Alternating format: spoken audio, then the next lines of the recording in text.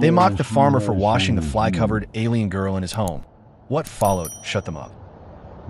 Jace felt worn down. His shoulders burned as he guided the cart into Maris Crossing, and the wooden wheels bumped over the packed soil road, the vibration traveling up his arms into old rope scar lines on his forearms. He came into town twice a week, always before midday, always with the same job and the same time limit. Sell enough produce to keep his farm running. Buy parts and feed. Get out before the market chatter turned into trouble. His farm sat outside the neat ring of whitewashed houses, where the field started and the town stopped pretending it stayed clean by itself.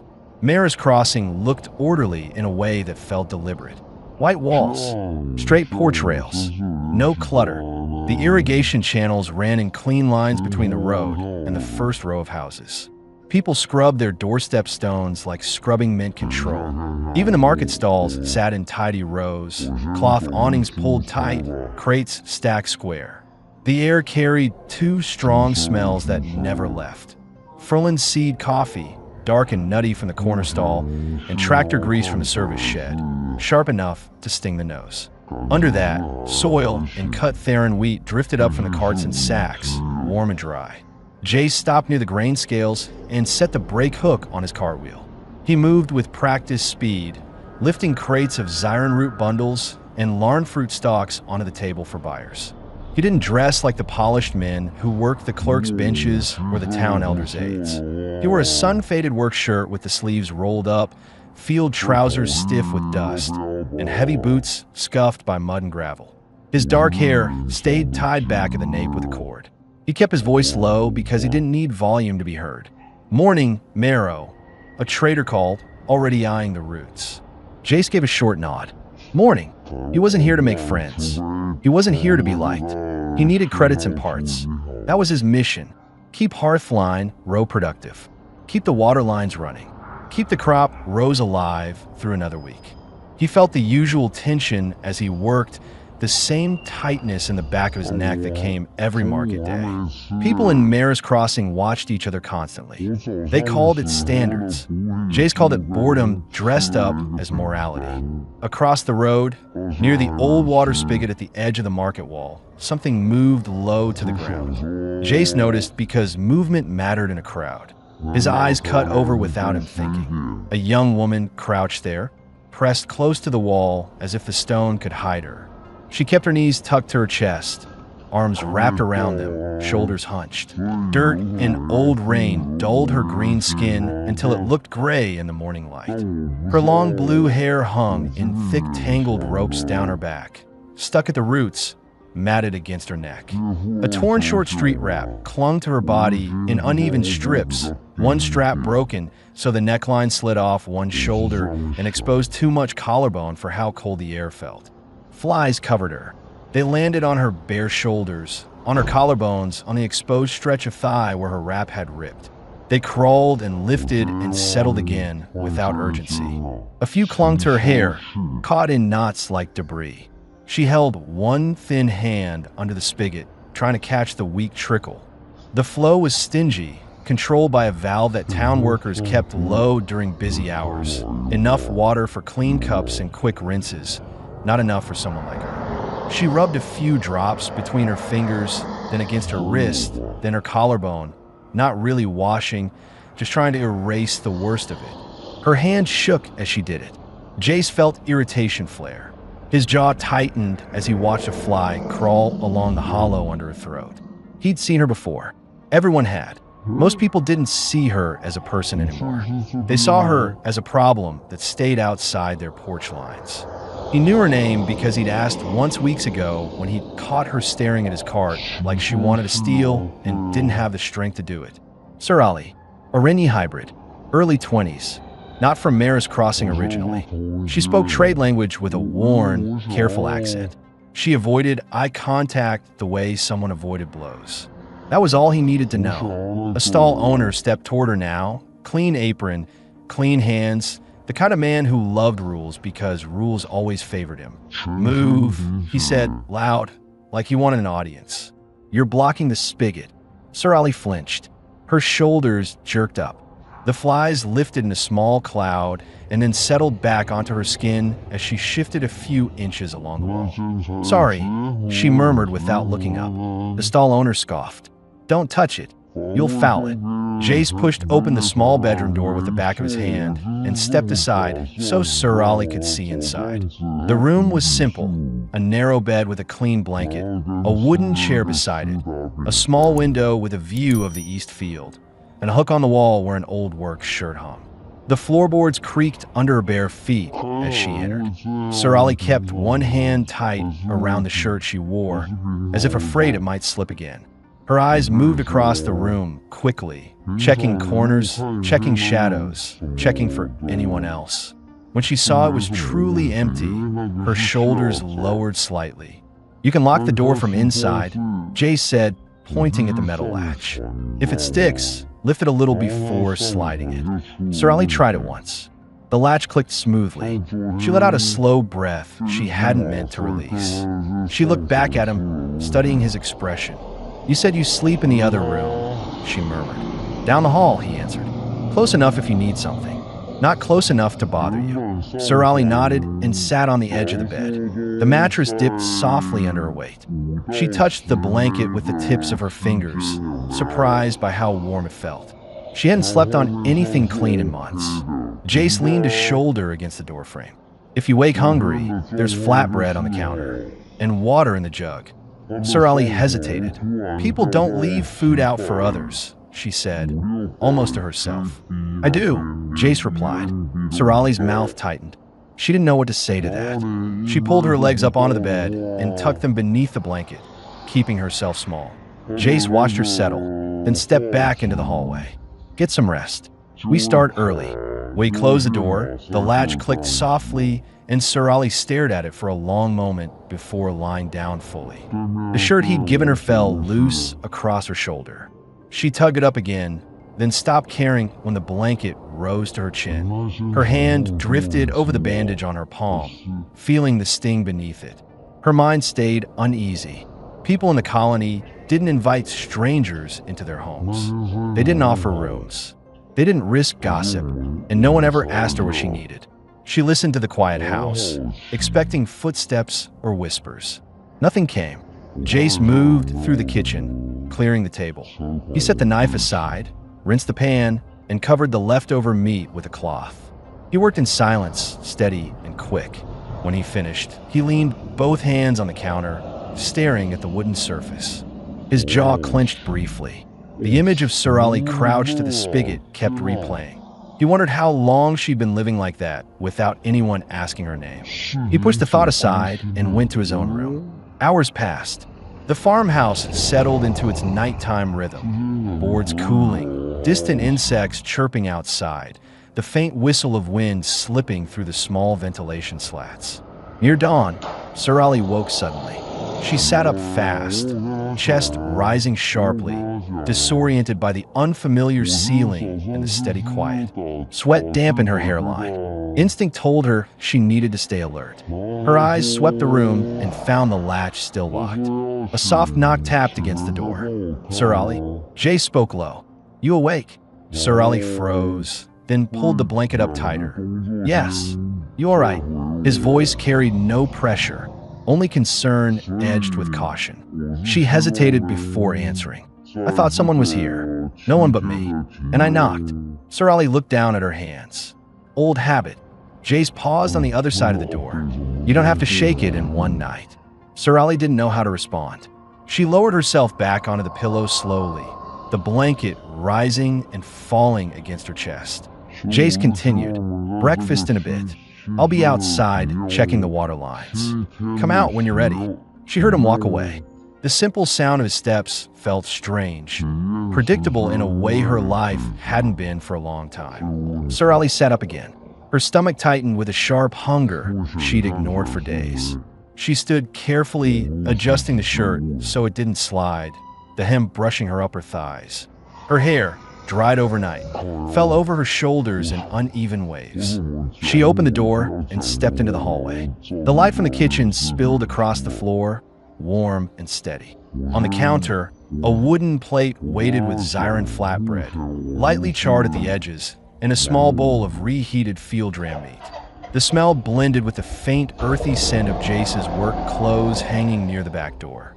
Sir Ali took a tentative bite. The bread was warm, the meat soft and salty.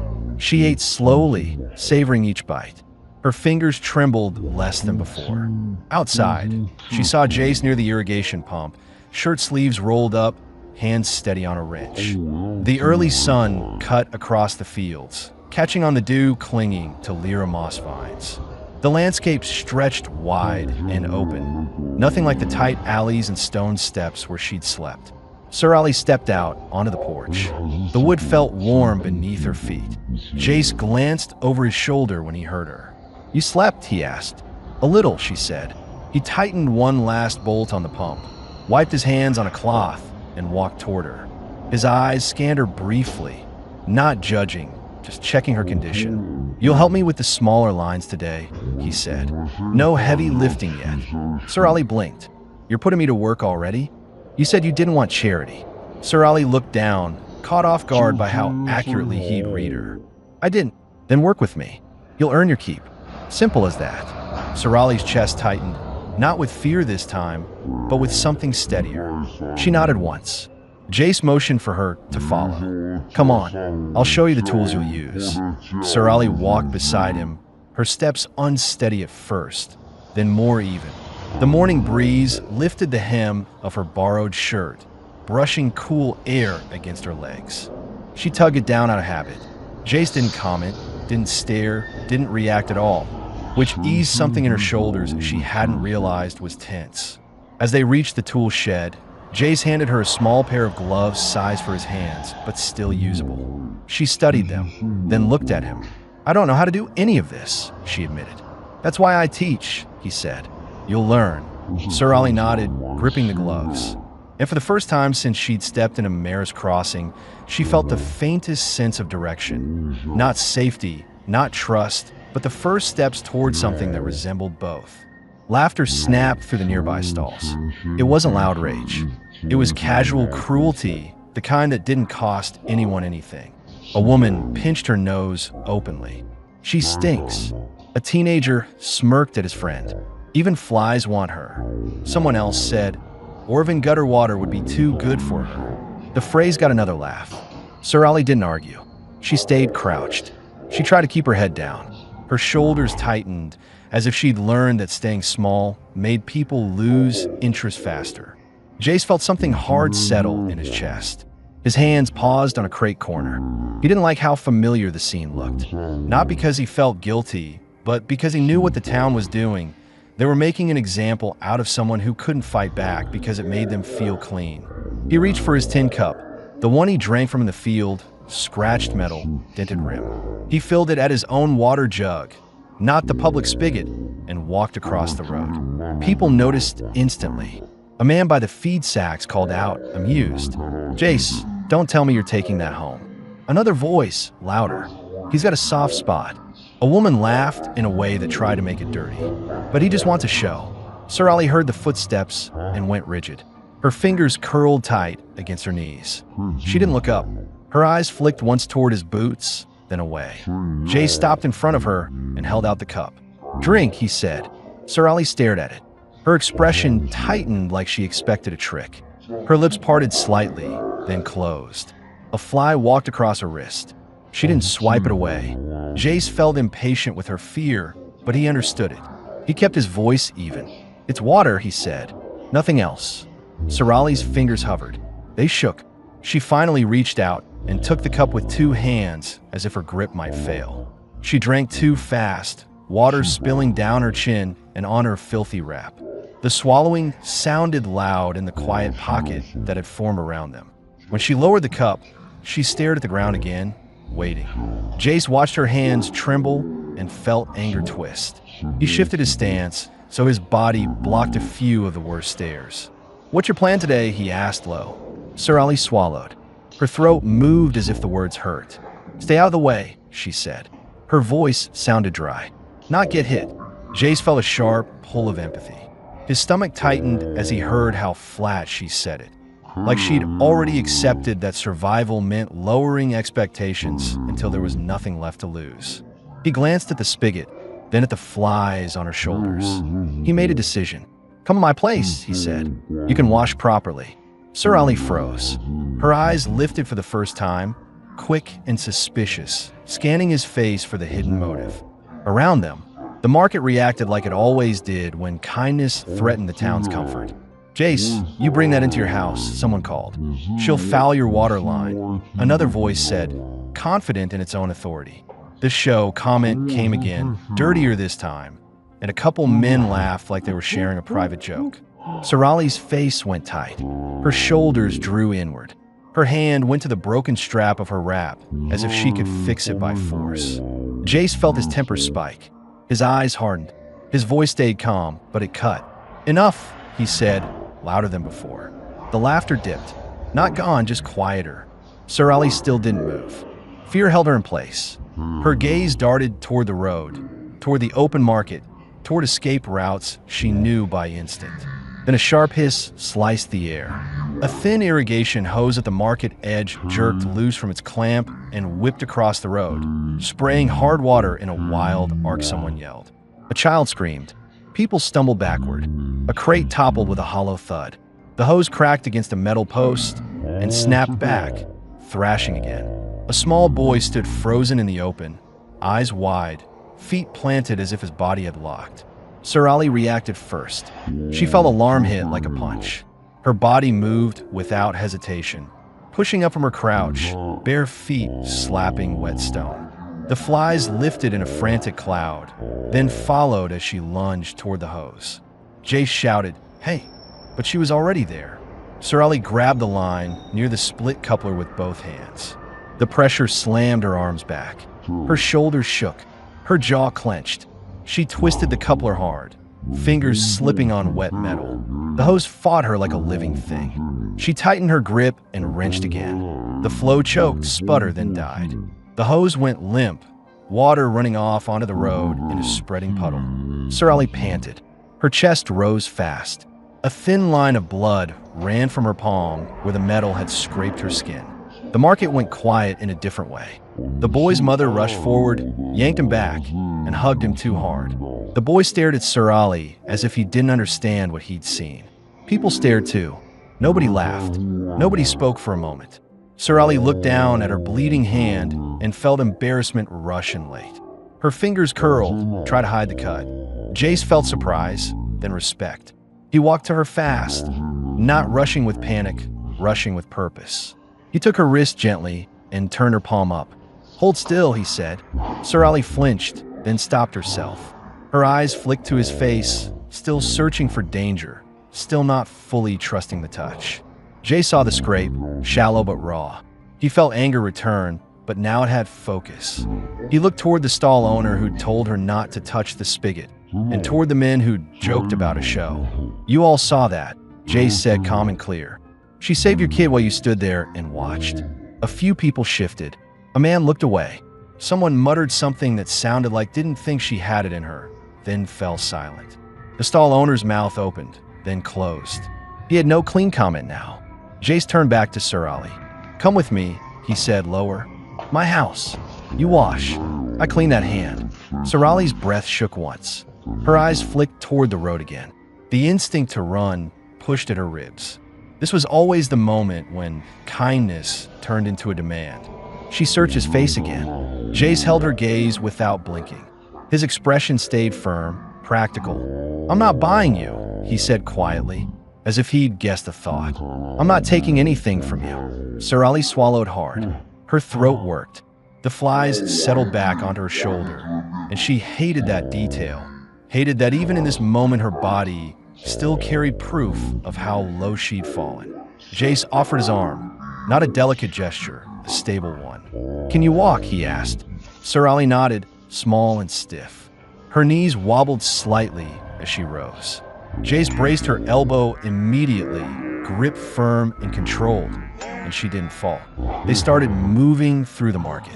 Jace didn't sneak her out the back. He walked straight down the center road, past the coffee stall, past the grain scales, past the whitewashed walls. He kept his pace steady. He kept his posture square. He didn't apologize to anyone for doing it. Sir Ali felt exposed. Her shoulders hunched as eyes tracked her. She tried to pull her torn wrap higher, but the broken strap kept slipping. She wanted to fold into herself. She forced her spine straighter because she could feel Jace's hand on her elbow, steady, not dragging, not owning, just supporting. A teenager tried to laugh, weakly, like a dying habit. He's really bringing the fly-covered alien home. Jace didn't turn his head. His voice stayed flat. "Say it again," he said. The teenager shut his mouth. They left the market noise behind. The air changed as they moved toward the fields, coffee and grease fading, soil and plant sap taking over. Theron wheat rows stretched out in ordered lines. Lyra moss vines clung to low wires, dew still caught in the leaves. The wind felt colder out here, cleaner, with less human breath in it. Sir Ali's fears sharpened again as the town fell behind them. Isolation meant danger. She had learned that the hard way. Her fingers curled tight against her own palm to keep from shaking. Jace noticed the tension in her body. He didn't soften into false comfort. He kept it practical.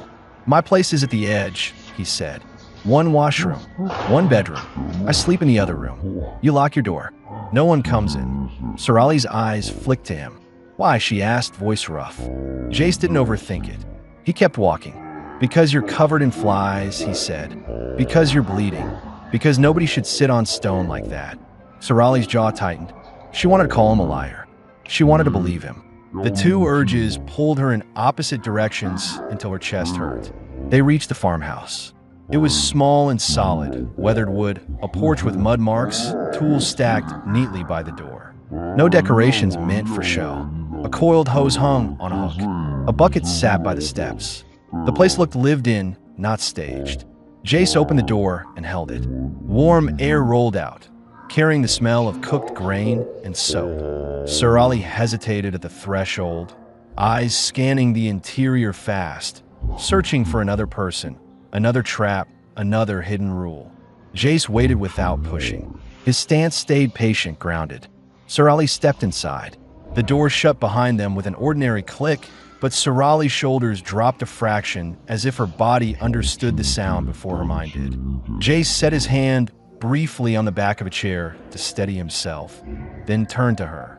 "First," he said, nodding toward the washroom door, "we deal with the flies. Then we eat. You need meat and salt in you." Sir Ali stared at him, breathing shallow, eyes wide with fear and something else that scared her more. Relief. The shed door creaked as Jace pushed it open. Inside, morning light cut through the slats, landing on shelves lined with clamps, wrenches, spare hose lengths, and coils of wire. Dust motes drifted through the beams of light. Sir Ali lingered at the threshold, clutching the oversized shirt at her hip where the fabric threatened to slip. Jace reached up and pulled a small crate forward. He set it on the workbench and opened it, revealing a set of lighter tools. He picked up a short-handled tightening wrench and handed it to her. "This one's yours for now," he said. "Works for most of the small leaks." Sir Ali weighed it in her hand. "It's lighter than I expected." "You don't need force," Jace replied, taking another tool. "You need accuracy. Most breaks out here come from bad fits, not weak arms." Sir Ali gave a faint nod, though her shoulders were still tense. She glanced at the shelves, taking in the organized rows. Nothing in her life had been this orderly. As she observed quietly, she noticed something she hadn't before. Jace's tools were well used, repaired over and over rather than replaced. It made her wonder how long he'd been working alone. He noticed her glance. "Been on my own a few seasons," he said as he checked a clamp. "Workers come and go. Some leave after a week, some after a day." Sir Ali looked down. "What? Field work's harder than it looks," he said. "And people don't like being this far from town. There's no comfort out here unless you build it yourself." Sir Ali tightened her grip on the wrench. "I can work. You already proved that yesterday," Jace answered, referring to the hose she'd grabbed in the market. Now I'll show you how to work without getting yourself hurt. He stepped out of the shed and motioned for her to follow. She trailed him down a narrow dirt path toward the east irrigation line. Dew clung to the low lira moss vines, shimmering in the light. Sir Ali walked barefoot, the ground cool beneath her feet, bits of soil sticking to her damp skin. She didn't complain. When they reached the first valve station, Jace crouched beside a junction box and tapped the metal casing. "This one leaks sometimes when the pressure changes," he said. "You'll check it each morning." Sir Ali knelt across from him. The hem of Jace's shirt slid off her shoulder again. She immediately tugged it back into place. Jace noticed the motion. "You can tie it tighter," he said. "The knot's too loose." Sir Ali hesitated. "It's your shirt." "Doesn't matter," he replied. "Make it fit you." She loosened the front knot with careful fingers, retied it closer to her ribs, then pulled the fabric snug at her waist. The shirt clung more securely. For a moment, she felt exposed under his gaze, but Jace turned his focus back to the junction, giving her room to adjust without scrutiny. He showed her how to test the seal with her palm, how to feel for faint vibrations that signal pressure changes. She copied his movements with precision, her fingers steady despite the morning chill. "Good," he said. "You learned fast." Sir Ali kept her eyes on the valve. "I had to," she murmured. "On the streets. Slow people didn't last long." Jace paused. He closed the casing and stood. "You don't live on the street anymore." Sir Ali straightened slowly. The words hit her harder than she expected. She studied his face, searching for hesitation. There was none. "Come on," he said, motioning toward the next section. "We've got 3 more lines to check." They walked side by side along the field border. The breeze lifted her hair, cooling the damp strands against her neck. The smell of soil and morning water filled the air. Halfway to the next valve, Sir Ali asked quietly, "Are you sure you want me here?" "People in town were staring yesterday. They'll talk more today." Jace didn't stop walking. "They'll talk no matter what I do. Might as well give them something worth talking about." Sir Ali blinked at that. She wasn't used to people dismissing gossip instead of fearing it. "You're not concerned your reputation will drop?" she asked. Jace snorted lightly. "My reputation? I grow wheat and keep my lines from bursting. That's all anyone should care about." Sir Ali looked down at the dirt path. "It's not all they care about." He finally stopped and turned toward her. "You think I brought you here because I want their approval?" Sir Ali didn't answer right away. Her fingers twisted the edge of her skirt. "People don't help without wanting something back." Jace studied her for a moment. The wind rustled through the wheat behind him. "I want you safe," he said plainly. "I want you to stand on your own feet again. That's the long-term plan." Sir Ali's throat tightened. No one had ever spoken about her future without sarcasm or doubt. She felt something shift inside her, uncertain but undeniable. They reached the next valve. Jace pointed at the pressure gauge. "This one reads high today. Too high. Open it slowly." Sir Ali knelt and placed both hands on the control wheel. The cold metal bit into her palms. She twisted carefully, easing the wheel open. A soft hiss escaped the pipe. Water shifted somewhere deep in the line. She looked up. "Like that. Exactly like that." For the next hour, they moved from valve to valve, checking seals, adjusting flows, clearing debris. Sir Ali's movements became more confident. Jace watched her adapt to each task with quick understanding. When they finished, he led her back toward the house. "You did good work," he said. "Better than some hired hands." Sir Ali wiped the dirt from her knee with her unbandaged hand. "I wasn't hired. You are now," he replied. "Payment is food and shelter until your feet are under you." Sir Ali paused mid-step. "That's fair." Jace glanced at her. "It's not charity. It's a job." She nodded slowly. "Then I'll work hard." He gave a short, approving nod. "Good. Breakfast is waiting."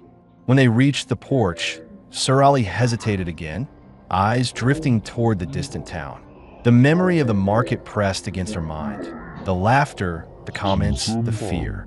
She turned back toward the fields instead. "Jace," she said quietly. He stopped at the door. She swallowed, tugging the shirt higher on her shoulder. "If I mess up, you'll tell me." "I'll correct you," he said. "Not throw you out." Sir Ali released a breath she'd been holding since dawn. Inside, The kitchen smelled of warm grain and reheated meat. A soft breeze slipped through the window, carrying the scent of damp earth. For the first time, Sir Ali stepped inside the farmhouse without flinching at the doorway. Jay set 2 metal cups on the table and filled them with cool well water. Outside, the morning had shifted into late daylight, the sun higher and the heat nudging the scent of soil through the open windows. Sir Ali sat at the edge of the table, her back straight, hands resting lightly in her lap. She looked cleaner, more present, but still wary, like her body waited for a reason to tense again. "You hungry?"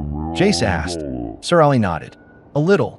He placed a plate in front of her, cut pieces of field ram meat and a small slice of lightly toasted Zyron flatbread. She picked up a piece, tested the temperature with her fingertips, then took a bite.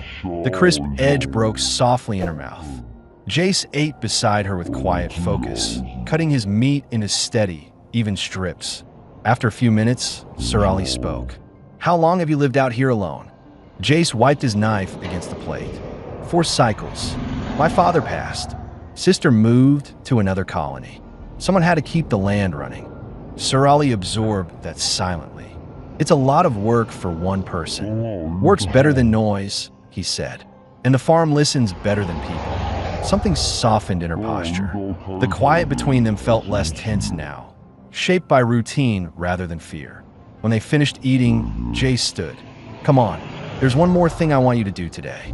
Sir Ali followed him to the porch, squinting against the brightness. The fields shimmered under the sun. He stopped near a wooden crate filled with tools, picked up a coil of rope, and handed her a short section. "What's this for?" she asked, turning it in her hands. Jace pointed to a broken support stake leaning crooked in the moss vine rows. "We're going to reset that. You'll learn how to bind a line so it doesn't collapse in the wind." Sir Ali blinked at the distance. "It's far. You can walk it," Jace said. "Your legs need to get used to the field." She glanced down at her bare feet, but said nothing more. Together, they walked the path that cut between the crops, the dirt warm under her soles. Her hair lifted with each gust of wind, brushing against the oversized shirt. She tightened the knot again, determined to keep it from slipping. At the broken stake, Jace knelt. "Watch first." He drove his boot against the soil, dug a new anchor point, then pressed the stake into place. Sir Ali crouched beside him, observing the methodical way he worked, the pressure he applied, the angle he chose. "Now hold it there," he said. Sir Ali placed both hands on the wood. The sun warmed her shoulders. Jace looped the rope around the stake, tying a clean knot. "You'll do the next one," he told her. Sir Ali followed him to the next bent stake. She knelt, set her hands on the wood, hesitated, then began adjusting the angle the same way he had. The rope felt rough against her palms. When she finally tied the knot, Jace pulled lightly on the line. "That'll hold," he said. A small ripple of pride moved through her. It surprised her enough that she looked away quickly, hiding the reaction. As they walked back toward the house, Sir Ali kept glancing toward the distant rooftops of Mare's Crossing. Jace noticed. "You expecting someone to follow?" "No," she said quickly. Then she paused. "People in town don't like when rules are broken. Bringing me here looked wrong to them." Jace huffed a breath. "Town's full of people who've never worked half a day in real dirt. Their opinions don't feed me." Sir Ali absorbed his tone. It wasn't bravado. It was experience. A boundary he'd chosen long ago. They reached the porch again. Sir Ali stopped at the steps and looked toward the fields stretching on all sides. "Why did you decide to help me?" she asked suddenly. "Really?" Jace leaned against the porch post, arms crossed. "Because I saw someone who needed to get off the ground before she froze there." "That's it?"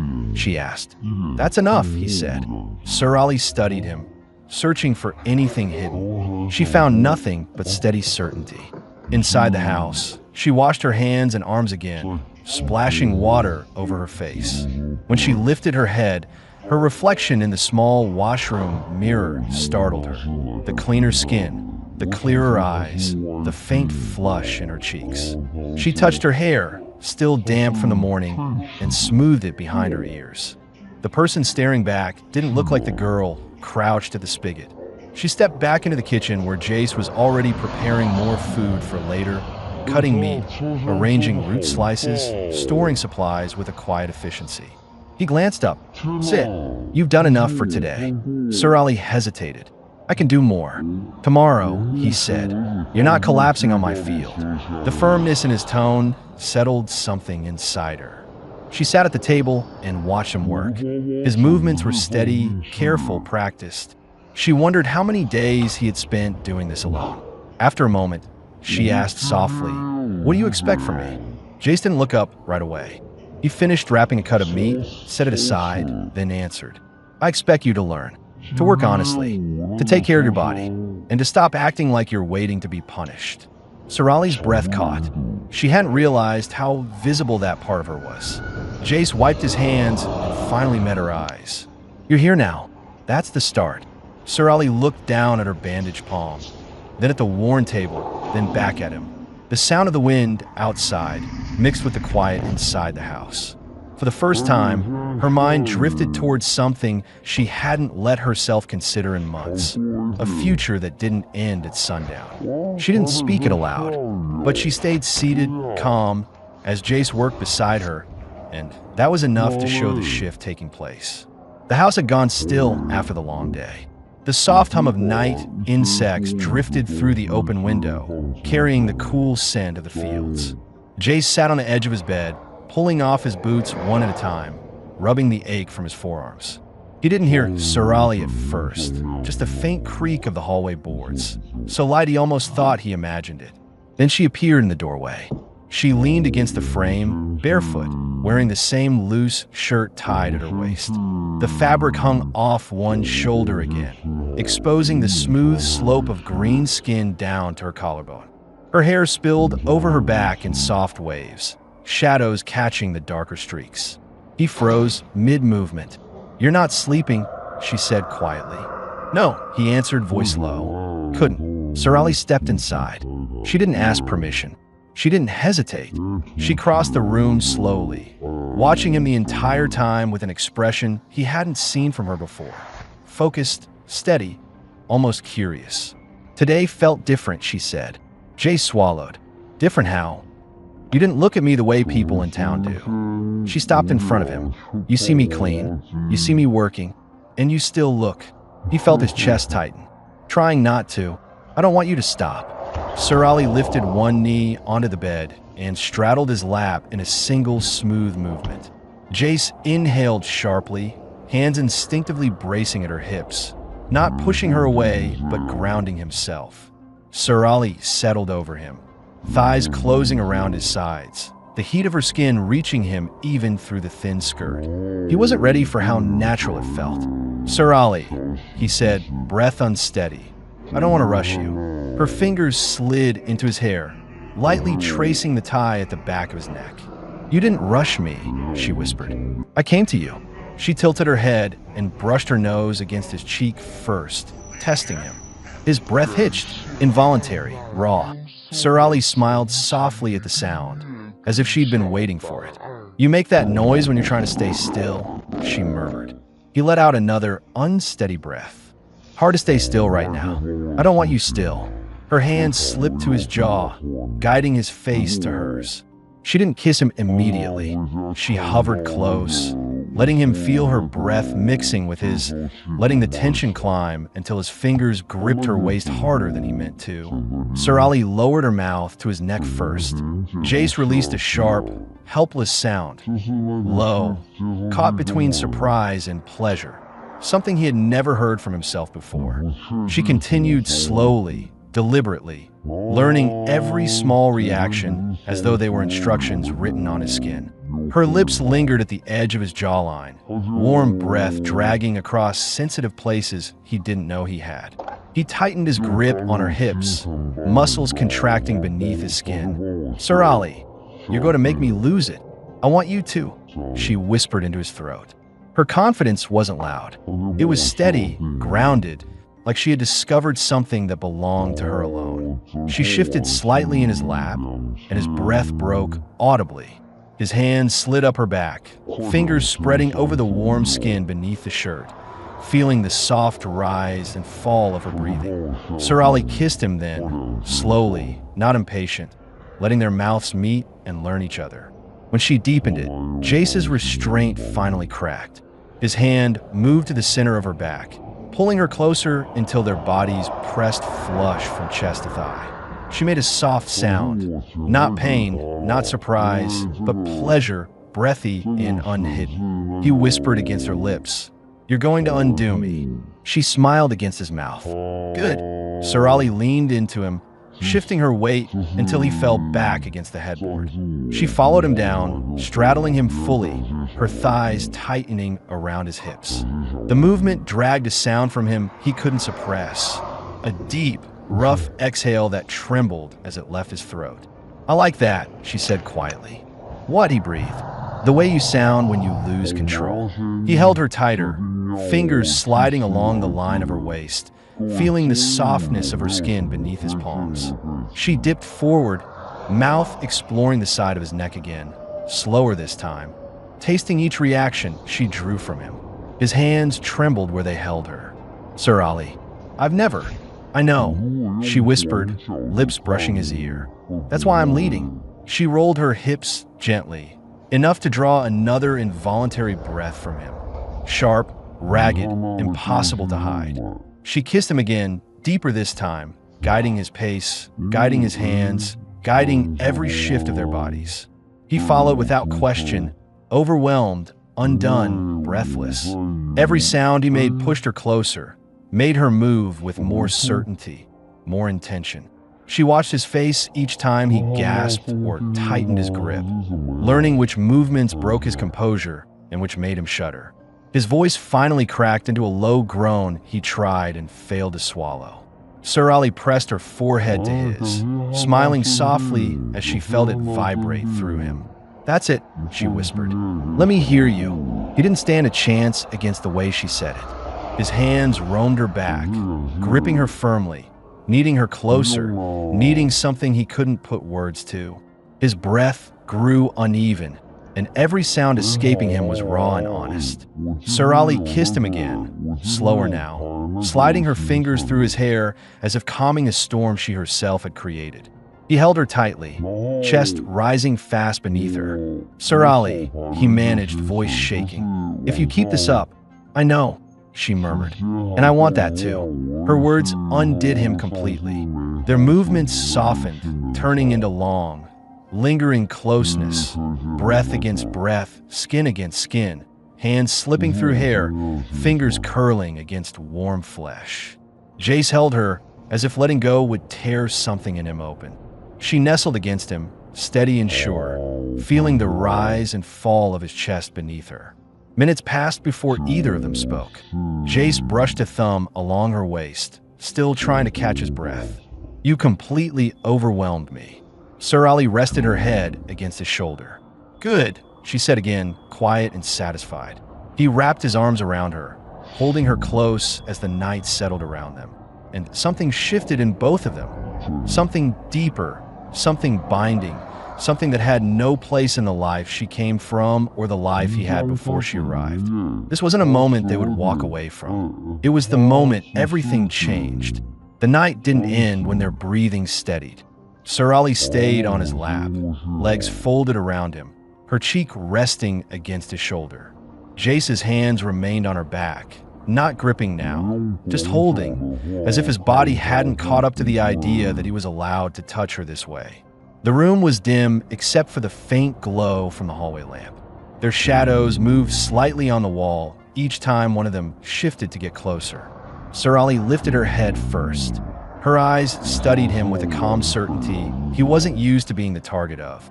Jace was still trying to piece together how quickly he had lost control and how natural it felt to let her take the lead. His breath hitched again when she brushed her fingertips along the side of his throat, not teasing this time, just touching him as if memorizing the shape of him. "You're quiet," she said. He gave a weak laugh. "Because I still don't know what just happened to me." Sir Ali's mouth curved slightly. "You liked it. More than I should have," he admitted, voice low. Sir Ali shifted her weight and eased herself down, sliding until she was lying half beside him, half across him. Their legs tangled naturally. The heat of her skin spread across his chest. When she rested her hand over his heartbeat, His breath faltered. "You're scared," she murmured, not accusing, simply recognizing what she felt under her palm. "Not of you," he said quickly. "Then what?" He swallowed, eyes fixed on the ceiling for a moment before he turned toward her. "I've lived alone a long time. I don't let people close. Not like this." Sir Ali brushed her thumb over his jaw. "You let me. I didn't have a choice," he said softly. "You walked in here, and everything I thought I wasn't enough to keep you at a distance." Her smile deepened, warmer this time. "Good." They lay together in the quiet for a long moment. Sir Ali's breathing matched his, rising and falling slowly. Her fingers slipped under the edge of the blanket, brushing the bare skin at his side. Jace shivered involuntarily, a sharp intake of breath he couldn't contain. Sir Ali's eyes flicked up at the sound. "You still react that fast," she whispered. "I'm trying not to." "Don't try." She leaned in, kissing the underside of his jaw again, slower, softer. Jace's hand slid up her back, fingers skimming the warm curve beneath the loose shirt. She made a faint sound, something between a sigh and a hum, pressing closer. But instead of climbing over him again, she rolled onto her back and tugged his hand gently until he moved beside her, propping himself on one elbow. She wanted him closer without overwhelming him the same way she had earlier. He brushed a strand of wet hair from her face. "You're different like this," he said quietly. "Ow." Confident, sure of what you want. "I only become unsure when I don't know if I'm wanted," she replied. Jace didn't hesitate. He cupped her cheek with one hand and lowered his forehead to hers. "You are."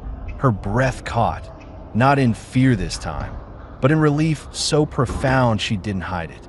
Her hand covered his, holding him in place. She whispered, "Then stay close." He did.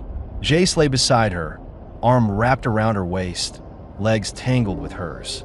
She shifted slightly, adjusting until her head fit perfectly beneath his chin.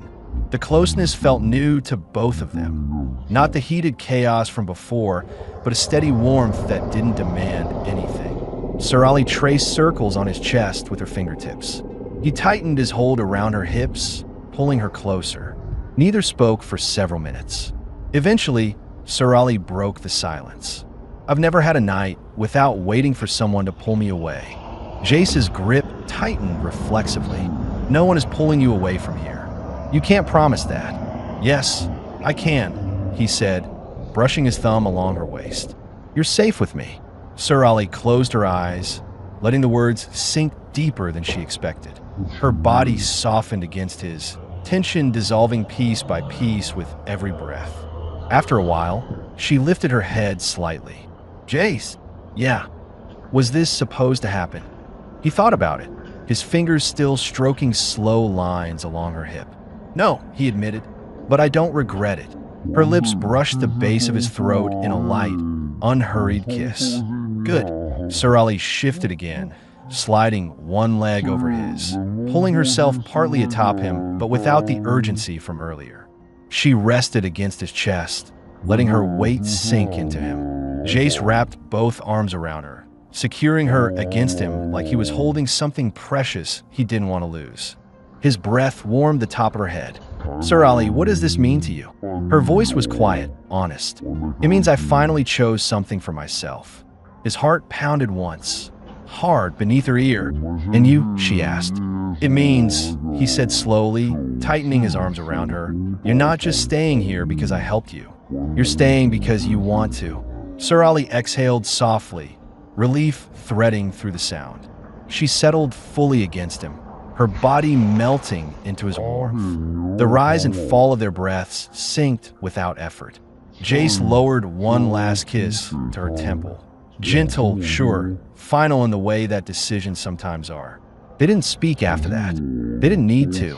The bed held the heat of their bodies, the fading tremble of desire, the steady rhythm of two people who had crossed a line neither wanted to step back from. The night deepened around them, calm and quiet, wrapping them in the first real moment that felt like belonging for both of them. And they slept like that, tangled together, without fear for the first time in their lives. Morning settled into the house before either of them stirred. Pale light slipped through the curtains and stretched across the bed. touching where Sir Ali lay curled against Jace's chest. Their legs were still tangled beneath the blanket, her hand resting over his heartbeat, his arm wrapped securely around her waist. Jace woke first. For a moment he didn't move, unsure if the warmth pressed to him was real or a half-formed dream. Then Sir Ali shifted slightly, her breath brushing his skin, and reality grounded him. He tightened his arm around her instinctively. She murmured something soft in her own language, a sound full of comfort rather than distress, and tucked her head under his chin. He felt something tighten in his chest at how easily she sought him now. Sir Ali woke seconds later. She blinked up at him, her hair falling across her cheek, then gave a tired, slow smile, small but certain. She didn't pull away. She stayed molded to him, fingertips drifting along the line of his ribs, as though reassuring herself he was still here. "You're warm," she whispered, "and you're heavy," Jace muttered, though he didn't try to move her. Sir Ali smirked faintly. "Then don't move." He didn't. They stayed like that until hunger finally nudged them apart. Sir Ali sat up first, stretching her back. Jace watched her quietly, the relaxed expression on her face, the loose fall of her hair, the way the oversized shirt slid even lower on her shoulder. She adjusted it with a small tug, then looked at him with an expression that wasn't shy, wasn't uncertain, just calm. "Do you still want me here?" she asked. Jay sat up beside her, leaning on one elbow. "After last night, you think I let you walk out?" Sir Ali lowered her eyes, not out of fear, but reflection. People change their minds when the morning comes. "I don't." She looked up again. This time, she believed him. They left the bed together and moved into the kitchen. Jace prepared breakfast. Field ram meat warmed in the pan, Zyron flatbread softened with a little water. Sir Ali handed him plates without being asked. Their movements were slow, unhurried, shaped by the familiarity of two people who had crossed into new territory. As they sat to eat, Sir Ali studied him through the steam rising off the food. "What are we now?" she asked. Jace took his time answering. He didn't want to offer something vague or weak. He swallowed a bite of meat, wiped his fingers on a cloth, then met her eyes fully. "You're with me," he said. "If you want to be." Sir Ali placed her flatbread down, hand steady, but her breathing unsteady. "I do." "Then that's what we are." Her eyes softened. No fear, no hesitation. After breakfast, they stepped outside into the cool morning air. The sunlight glinted across the watering channels, and Lyra moss vines stirred lightly in the breeze. Sir Ali stood on the porch, letting the warmth settle on her skin. She looked different now, still herself, but no longer trying to make her body small. She stood tall, shoulders back, as if the land itself finally accepted her presence. Jace approached from behind and set a hand on her hip. "Come on," he said. "Fields won't check themselves." Sir Ali turned to him with a small smile. "You're putting me to work the morning after?" "I'm not carrying both of us," he said. "If you stay here, you work here." Her smile widened. She followed him to the East Channel, walking with a natural sway, her confidence no longer buried under old shame. They worked side by side for hours, tightening valves, clearing debris, testing the pressure. Sir Ali learned faster than he expected. Her movements became efficient, practiced. She no longer flinched when their hands brushed. Sometimes she leaned close to watch what he did, her shoulder pressing lightly to his. By midday, they finished the last channel. Jace wiped sweat from his forehead with the back of his wrist. Sir Ali stood beside him, breathing evenly, her green skin glowing under the sun. "You held up well," he said. "You pushed me hard on purpose," she replied. "Maybe." They exchanged a long look, one that carried the weight of last night and the promise of tonight, and something unspoken passed between them. Sir Ali stepped closer, fingers brushing his as though testing a boundary. Jace replied by taking her hand fully, squeezing once. She didn't let go. On the way back to the farmhouse, Sir Ali slowed suddenly. One hand went to her lower stomach, not in pain, but with a brief, startled stillness. Jace noticed instantly. "What's wrong?" She shook her head lightly. "Nothing, just dizzy for a moment." He stepped closer, placing a steady hand on the small of her back. "You haven't eaten since morning." We'll fix that. But Sir Ali didn't move right away. Her hand stayed over her abdomen, eyes lowered, thoughtful. Something flickered across her expression. Not fear, not discomfort, but a quiet awareness. She looked up at Jace, expression softer than before. I think something is changing, she said quietly. He searched her face. Changing how? Sir Ali didn't answer right away. Instead, she guided his hand gently to rest against her stomach. The warmth there made him inhale sharply. She held his hand in place, her fingers wrapping around his. Her voice dropped to a near whisper. If this is what I think it is, I'm not afraid. Jace's heartbeat pounded beneath his ribs. He didn't speak. He didn't pull away. He only tightened his hand over hers, grounding her, grounding himself. Sir Ali stepped closer until her forehead touched his chest. I never thought my life could become something new. Jace lowered his chin, resting it lightly on the top of her head. Maybe it already has. She exhaled into him, a long, steady breath that carried relief, acceptance, and a hint of joy too early to name. He wrapped both arms around her, holding her in the middle of the open field, the sun warming their backs, the wind brushing past them like they finally belonged to the land. Sir Ali lifted her head and looked into his eyes. Whatever happens next, I want it with you. Jace didn't hesitate. You have me, he said, and you're staying. Sir Ali leaned up, brushing her lips to his, soft, deliberate, not rushed like the night before, but sure. He kissed her back, slow and steady, hands framing her face. They walked back to the house hand in hand, her fingers laced with his, her steps steady and unafraid. Inside the doorway, she paused and looked around the small, warm room that had once felt foreign. Now it felt like hers. Jace stood behind her, one hand slipping to her hip, the other brushing her hair from her shoulder. You're home, he said quietly. Sir Ali leaned back into him with complete trust. Yes, she whispered, I am. And the story closed softly there, with two people who had found a place to belong, a bond formed not by chance but by choice, and the first quiet hint of a future growing inside her, promising that their new life together was only beginning.